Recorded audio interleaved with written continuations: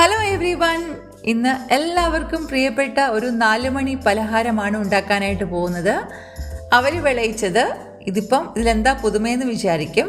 എന്നാൽ ഇത് നമ്മൾ ബേക്കറിയിൽ നിന്നൊക്കെ സാധാരണ വാങ്ങിക്കുന്ന പോലെയല്ല, തികച്ചും വീട്ടിലൊക്കെ ഉണ്ടാക്കുന്ന ഒരു സ്റ്റൈലിലാണ് ഈ അവൽ വിളയിച്ച് ഉണ്ടാക്കിയിരിക്കുന്നത്.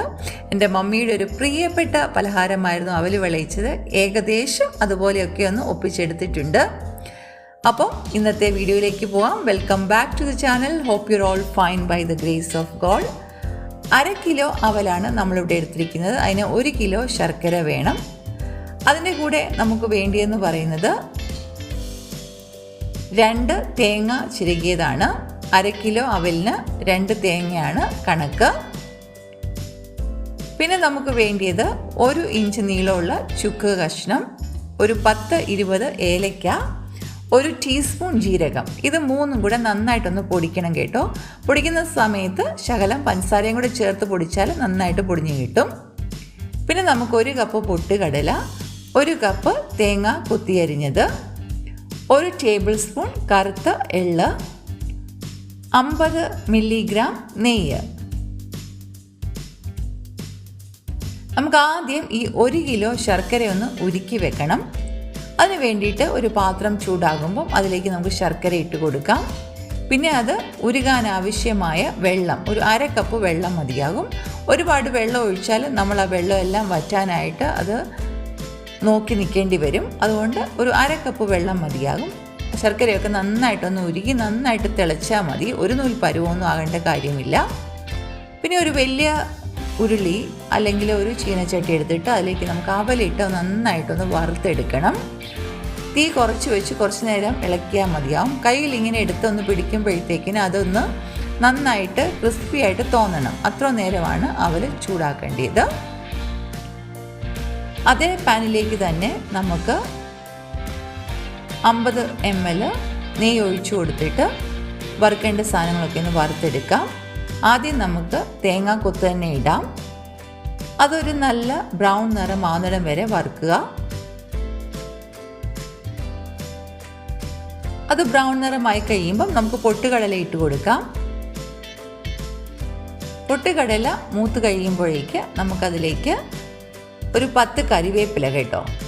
ഇത് മമ്മിയുടെ ഒരു അഡീഷനാണ്. എല്ലാവരും ഇടുമെന്ന് അറിയില്ല, എന്നാലും നല്ല ടേസ്റ്റാണ് കേട്ടോ. ഒരു 10 കറിവേപ്പില ഇട്ട് കൊടുക്കാം. പിന്നെ 1 ടേബിൾ സ്പൂൺ കറുത്ത എള്ള്. ഇതും കൂടെ ഇട്ട് എല്ലാം നന്നായിട്ടൊന്ന് മൂത്ത് കഴിയുമ്പം നമുക്ക് ഒരു പാത്രത്തിലേക്ക് കോരി മാറ്റി വയ്ക്കാം.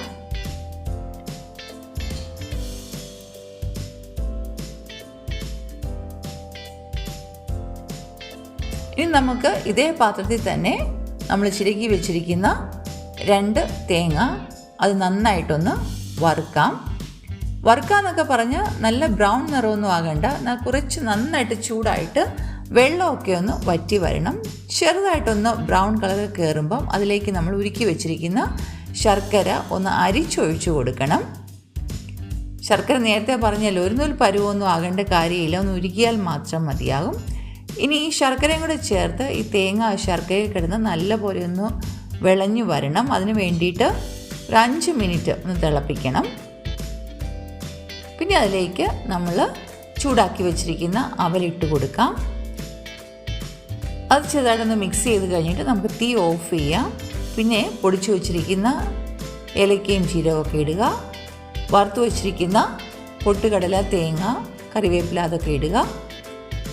പിന്നെ ആ ചൂടടുപ്പിൽ തന്നെ വെച്ചുകൊണ്ട് അതങ്ങ് മിക്സ് ചെയ്തെടുക്കുക. നന്നായിട്ടൊരു 5 മിനിറ്റ് നേരം ശർക്കരയൊക്കെ എല്ലാ ഭാഗത്തും വരുന്ന പോലെ ഒന്ന് മിക്സ് ചെയ്ത് വെക്കുക. കണ്ടോ, നല്ലതായിട്ട് ഒന്നും ഒട്ടിപ്പിടിക്കാതെയൊക്കെ നല്ല ക്രിസ്പി ആയിട്ടുള്ള ഒരു അവൽ വിളയിച്ചതാണ്. പിള്ളേർക്കൊക്കെ നന്നായിട്ട് ഇഷ്ടപ്പെടും. ഒരു സ്പൂൺ എടുത്തു കഴിഞ്ഞാൽ അതിനകത്തൊരു തേങ്ങാക്കൊത്തും ഒരു കടലയും ഒരു കരിയാപ്പിലയും ഒക്കെ വന്നു കഴിയുമ്പോൾ നല്ലൊരു ടേസ്റ്റ് ആയിരിക്കും. ഒരു പ്രത്യേക രസമാണ് കേട്ടോ ഇതുപോലെ അവൽ വിളയിച്ച് കഴിഞ്ഞാൽ. എല്ലാവരും ഒന്ന് ട്രൈ ചെയ്യണം. ഇതൊരു ഡിഫറെൻ്റ് ആയിട്ട് നിങ്ങൾക്ക് തോന്നാം, എന്നാലും വളരെ നന്നായിരിക്കും. അപ്പം എല്ലാവരും ട്രൈ ചെയ്തിട്ട് ഫീഡ്ബാക്കൊക്കെ അറിയിക്കുക. Thank you for watching today's video. ഇതുപോലെയുള്ള നല്ല വീഡിയോയുമായിട്ട് ഉടനെ കണ്ടുമുട്ടാം. May God bless you all. With love, Merin teacher.